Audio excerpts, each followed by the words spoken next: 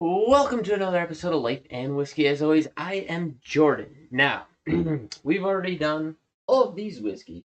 Still have these to go as far as reviews, and 2 days I'm going to get a shipment of, I don't remember, 6, 8 whiskeys, something like that. And so we are a few bottles deep at this point today, and you can probably tell if you're watching this review. However, if you go back, way back, to the beginning of this channel, my audio was even worse than it is now, if you can believe that, and my video was probably worse than it is now, even though it's not that great. But one of the very first bottles that I reviewed was 1792 small batch. I think I used notes like paint thinner, nail polish remover, and I don't remember what else, but I was not a fan, to say the least. Now, since then, I have gotten a foolproof. See what else we got. I've gotten several other bottles. I've gotten a bottled and bond single barrel by Boyd's down in that's in Cheyenne. I've gotten a single barrel. I've gotten another small batch because I needed to double check. And I have also gotten another foolproof single barrel by Supermarket Liquors in Cheyenne. Okay, so let's see. Let's put these. Okay, this is this one. So these are all the ones that we've done in the past, if you have watched them. Now, you'll notice a trend. All of these bottles are still mostly full. I am not a 1792 fan. So this is 4 bottles. I've tried a 5th bottle, another small batch. I'm just not a fan. None of these bottles have I been super interested in. They've not really hit that well for me. They don't have notes in a way that I really appreciate. Now, I've heard people, oh, the foolproof is amazing, and the bottled and bond is amazing, and the single barrel, you gotta get the single barrels, and you gotta do the store picks. So you can see here I got 2 store picks. One's a foolproof. One is the bottled and bond. No, one is, yeah, the bottled and bond. I got a single barrel. Okay? I still am not a fan of these. That is why they're still sitting here. Okay? So when I went into my local store where I buy most of my bourbon, where I buy most of my whiskey, bourbon or otherwise, because they have the best prices locally, they had a store pick of single barrel. This is a Sazerac barrel, and it is picked here locally at our store. And I was like, all right, finally, maybe there's something there that I can appreciate. Give me just a second here to find. Oh wait, that's rye. To find what I paid for this. It wasn't a ton. 1790 single, blah blah blah. I paid $40.89. So as far as bourbon goes, whether it is a single barrel, whether it is a foolproof, whether it's a bottled and bond, whatever, for these 1792s, for all of these, I paid between $32, and the most expensive was is this the foolproof? Oh, that's the bottled and bond. The foolproof, this one, I paid the most for. I paid $54.99, so $55. Okay, in the world of bourbon, these are fairly cheap bourbon, but they're just not my jam. So today you can see I've had a little bit of this.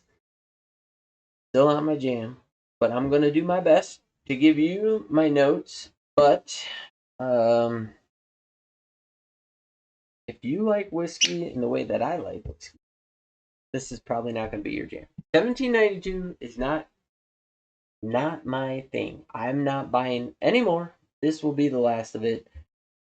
I'm pretty convinced that you are not going to find a 1792 that I am going to rave about ever. This will be it. But I supported my local liquor store because I buy a lot of liquor from them, and so I bought their thing. So it has like an attic.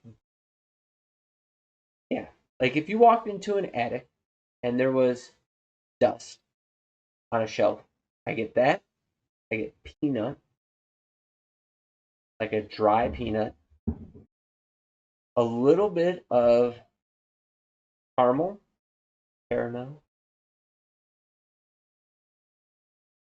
mostly just dust, and a little bit of cherry.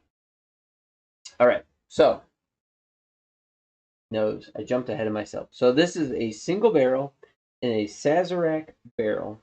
So Sazerac Barrel Select. This is ringing in at 49.3% ABV or 98.6 proof, which is not that high. And then this was a local store bottling here. The one that they selected.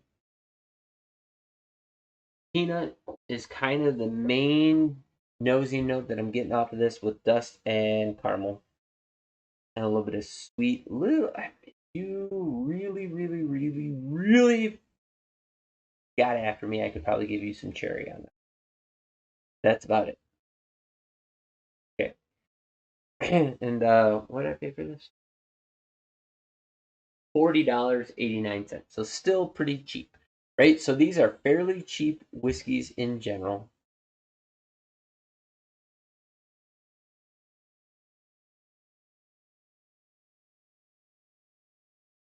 Just not a good flavor. So what hits me in all of these?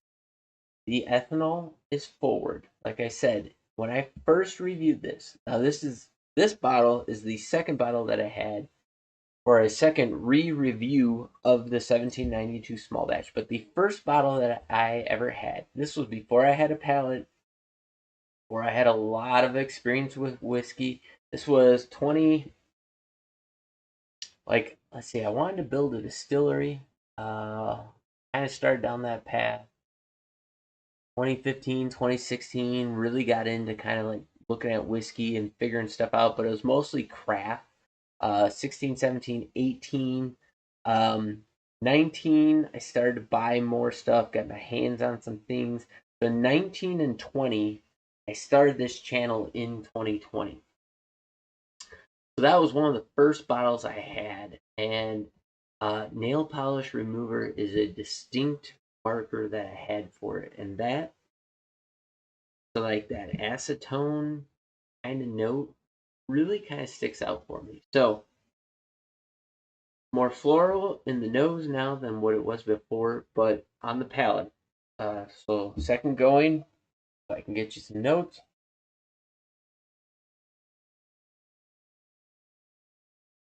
Kind of acetone up front, peanut, almost like a less sweet peanut brittle, where there's like caramel, some salt up front. So it's like a dry peanut brittle, like a less sweetened peanut brittle. It's only like 3 or 4 notes in there. A little bit of floral, a little bit of oak on the finish that kind of leans into that bitter oakness. And for such a low proof, it really is bitey. Very, very bitey at 98.6.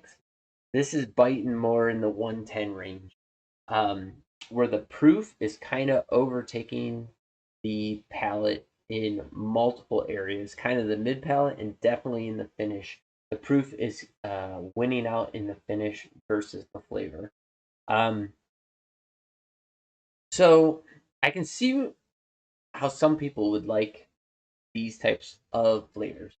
And this bottle is not very different from all these. And this one, the cork was too small to get a good seal on this. So hopefully this whiskey didn't get tainted any more than it was. But I had to put a different cork into this bottle, just to kind of keep it. Because like if I grabbed onto it like this, it would just pop right out. So, you're getting air in there, and that's going to just ruin your whiskey. But yeah, I get a lot of dusty notes, like literal dust. Like if I was to go in the other room and take a big whiff of my air filter from my heat exchanger in there, yeah. Um, but a little bit of sweet, a little bit of caramel.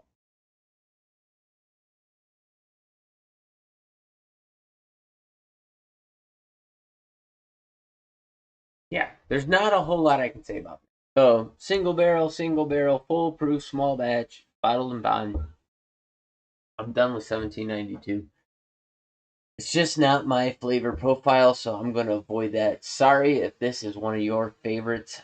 Please enlighten me. Tell me what I'm missing here. I think if you watch my videos now, I have not gone back and looked at any of these videos, so I don't know what I said about any of these whiskeys, but I imagine that they're very similar.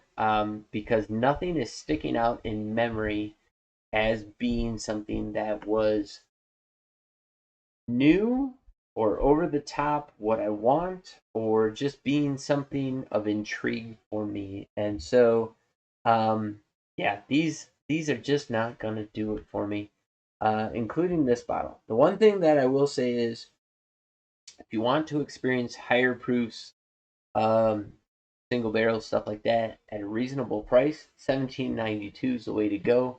But it really has to be your flavor profile in order for you to get a an enjoyable experience out of it. It's not that I don't enjoy it. These are definitely, don't get me wrong, these are definitely not the worst whiskeys I've ever had. They're not even bad whiskeys. They are just not anywhere near like the profile that I'm looking for if I'm going to spend money. So when it comes to 1792, I am out. This is it. I'm done. No more. But two single barrels, a bottle and bond, a full proof, and a small batch. That's plenty.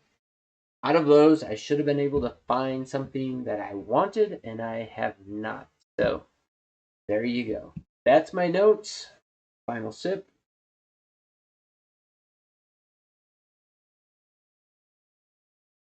Very, very dusty.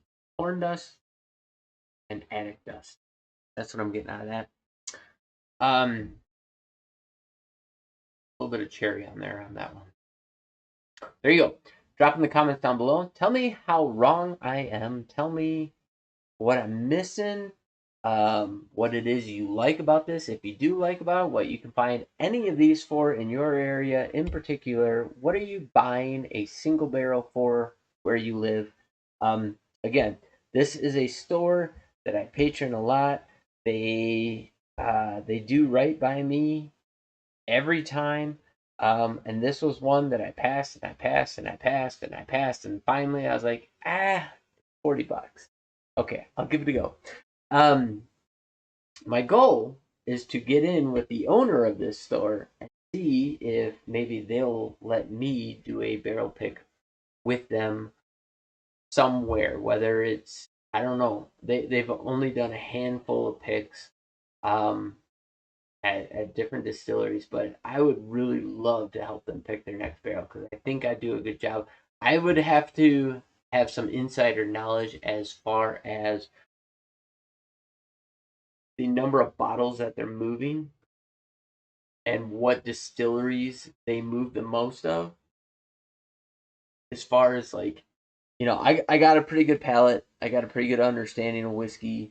Um, and whiskey flavors and whiskey profiles, but even if I pick an absolute hitter at a reasonable price, that doesn't necessarily mean that that's going to be what's moving in the market. And if you're a liquor store owner, you want to move whatever's going to make you money, not necessarily whatever you think is awesome. So, I would be interested in at least having a face to face with this person and trying to liaison and get them into something that might make them more money. I don't know.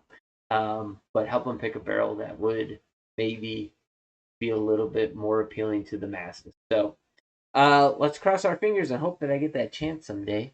And as far as that goes, 1792 single barrel, just like this single barrel, not my jam, not terrible, not. I mean, again, for price tags, I mean, under $55 in the 40s for most of these, kind of hard to pass up, especially if you like it.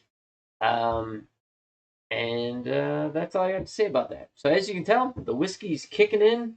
We've had more than our fair share. I think we're going to call it there. That will be it for this shoot. Next time we have 1, 2, 3, 4, 5 whiskeys, including an anniversary whiskey. And, well, this was, I think, what my wife got me for our anniversary. And this was what we picked up on our anniversary weekend. So yeah, we'll check those out in the next shoot. And thanks for watching. Drop in the comments down below any comments you have about these particular or about 1792 in particular, what you can find them for in your area. Hopefully you're not spending more than $40, maybe $50 for these. If you're a fan, let me know what I'm missing, because I really would like to try and find some of those notes in there that perhaps I'm overlooking. But as always, thanks for watching. You guys have yourselves a great day, and we will catch you in the next video when we hit those up. So thanks, and we'll catch you then.